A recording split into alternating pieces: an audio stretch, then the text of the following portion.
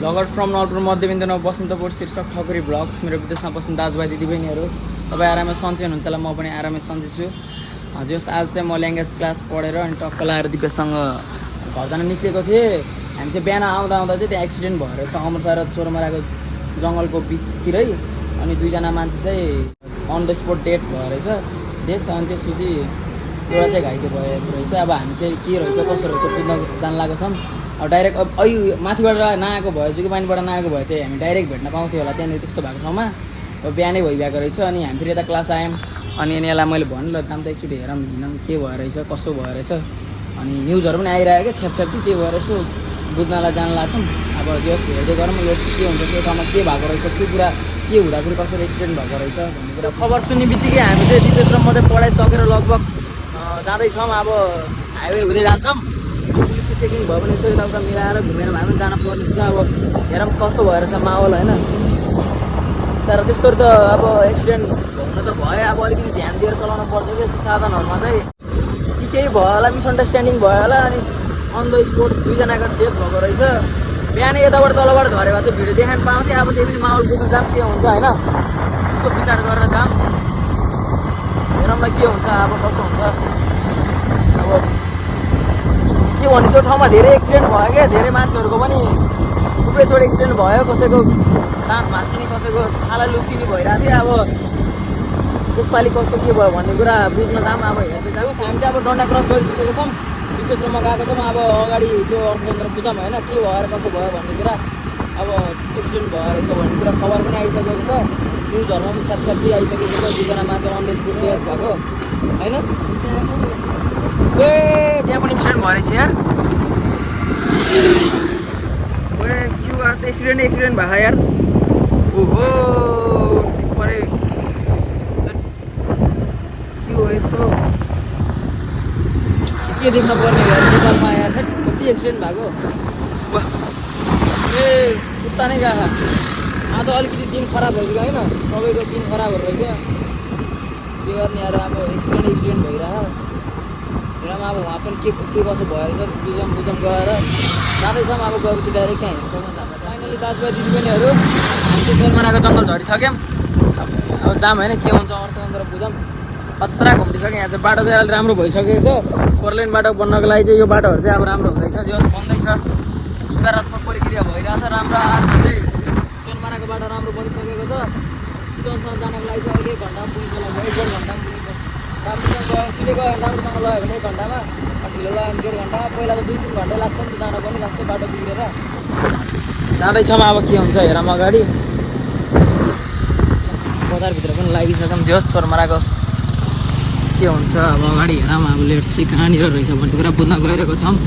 अब बुझ्दै गरौँ न जे होस्। यहाँ चाहिँ अलिकति उयो जाम भयो फेरि यार कस्तो यताबाट किन ल्याएको होला त्यो बसले यार कस्तोसँग जाम गराउनु त्यहाँ हरानतिर जाम साइडबाट। ओ आज अमरसामा कहाँनिर हो यहाँ त अमरसामा कहाँनिर आज एक्सिडेन्ट भएको भरबुटलबाट आएको कहाँ जङ्गलमा हो के अरे अहिले त माल तात सुक्यो होला नि माल तात्तिकै सुक्यो होला नि अब त सुक्यो। कहाँको मान्छे रहेछ बजारका कुन रहेछ मान्छे हजुर हो जामले गर्दा झ्याउ भयो यो बसलाई फेरि यताबाट किन ल्याउनु पऱ्यो होला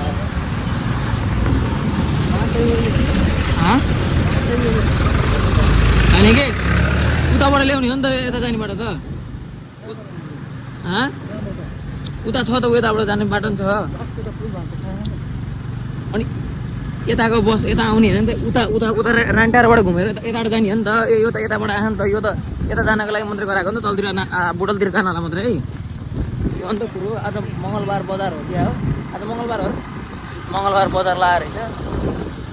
यहाँ हेरौँ के हुन्छ बुझौँ कहाँनिर रहेछ के हुन्छ। अहिले त बसहरू सबै यता तलतिरबाट जान्छ। धुलो हेर्न सक्नुहुन्छ गाइज हाम्रो नेपालको धुलो नवलपरासीको धुलो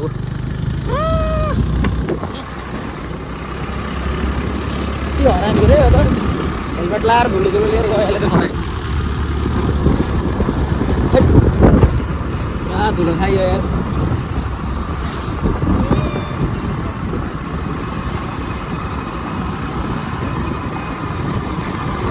हिँड्न बाटो विकास गर्न पर्यो, पुल बनाइदिनु पर्यो सरकार, नेपाल सरकार। अब हेर म कहाँनिर रहेछ भन्ने कुरा बुझ्नु जाऊँ। त्यो ठाउँमा आएँ दिपेश र म, यहाँबाट स्क्र्याच हुँदै यहाँ पुगेर सिसाहरू हेर्न सक्नुहुन्छ। बाइकको फुटेको यहाँनिर ठोकियो होला, पक्कै पनि यहीँ छ सिसाहरू, यहीँ ठोकिएको हुनुपर्छ। त्यसपछि यहाँ रगतै रगत छ, रगतको डामहरू छ। हेर त यहाँ दिपेश आइज त, रगतै रगत छ यार, नराम्रोसँग छुट्याएको रहेछ। यतातिर ढुङ्गा राखिदिएछ। सावधान चलाउनु पर्छ क्या यार, बाइक स्कुटीको त भरै हुन्न, त्यही भएर अलिकति विचार पुऱ्याएर चलाऊ भन्छु राम्रोसँग। के भन्ने, पुरै यहाँ ढुङ्गाहरू खत्रै छ, यहाँनिर नराम्रोसँग लोटेको रहेछ। अब काल आयो होला, अब त्यस्तै चलाउन पनि हुन्न कि। अब चोरोमा राखेको रहेछ, एउटा मगर एउटा कुमाल रहेछ। वाह त्यहाँ पनि सामान खस्यो।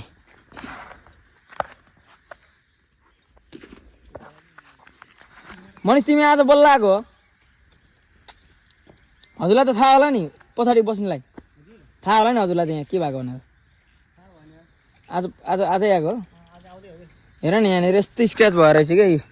यहाँ एउटा स्क्र्याच छ, यहाँ सिसा छ, यी सिसा छ, यहाँ ढुङ्गाहरू चाँगो लाहा,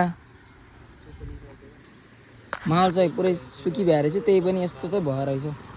बुद्धलाई फोन गरेर त एकचोटि। यहीँ अङ्कल एक्सिडेन्ट भएको आज न, के भएर रहेछ होला थाहा? के भएर रहेछ एक्सिडेन्ट भएको खासमा? एक्सिडेन्ट भएको केही त भयो होला होइन? हेर्न न पुरै सिसा छ यार। बाजे होला सोध्न पऱ्यो। बाजे ल राम्रोसँग जाऊ है। बुद्धसँग भिडियो छ नि, मलाई भिडियो पठाउनु भनिदियो है, एकचोटि सोध है। बाजे कहाँनिर गएर लोटेको? कहाँनिर गएर है? यहाँबाट त्यहाँबाट गएर फुसुर्किएर रगत कहाँ है? यहाँ रगत लाग्यो, एउटा लास्टै भएर आयो क्या गाडी। यता यहाँ फिसुली चाहिँ चक्का त्यहाँ पछाडिको गयो कि अगाडिकोमा गर्दा चाहिँ अनि हेर्नु यस्तो खुन्छ खुन हो यो। हाम्रो घरमा बाइक राखेर साँझ कतातिर गथ्यो, धेरै बेरपछि 10 बजे राति आएको, 10 बजे राति आएर अनि बाइक कहाँनिर? यार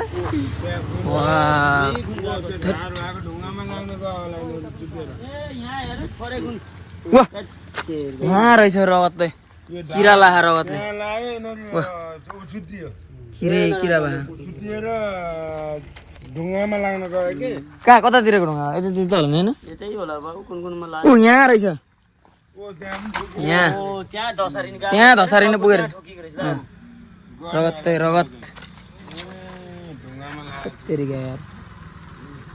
यहाँ पो नदेखेको रगत यस्तो कमले लाएर चाहिँ रगत।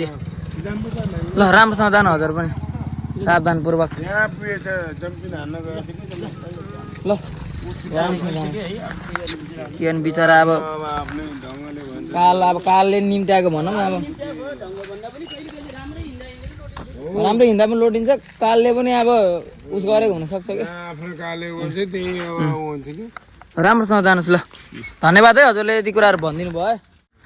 चलाउँदा साधनहरू अलि राम्रोसँग चलाउनु होला। अब के भने सुझाव दिउँ भने पनि आफू पनि अलि अरू म्याचुरेटै हो, अलिकति बुझेर अलिकति गर्नुपर्छ, चलाउनुपर्छ। यस्तो अवस्थाहरू नघटोस् होइन। मन पनि खिन्न हुन्छ कि यो देखेर हेर्नु न, यस्तो रगत देखेछ, त्यही भएर होइन डर पनि लाग्यो मलाई अलिकति। त्यही हो, अब अरू त के भन्नु र। भिडियो पायो भने बिचमा हालिदिन्छु, हेर्न सक्नुहुन्छ। अब यता गाउँतिरको मान्छेहरूसँग भ्लगर फ्रम नवलपुर मध्यबिन्दु 9 बसन्तपुर शीर्षक vlogs. Goodbye, all bye guys.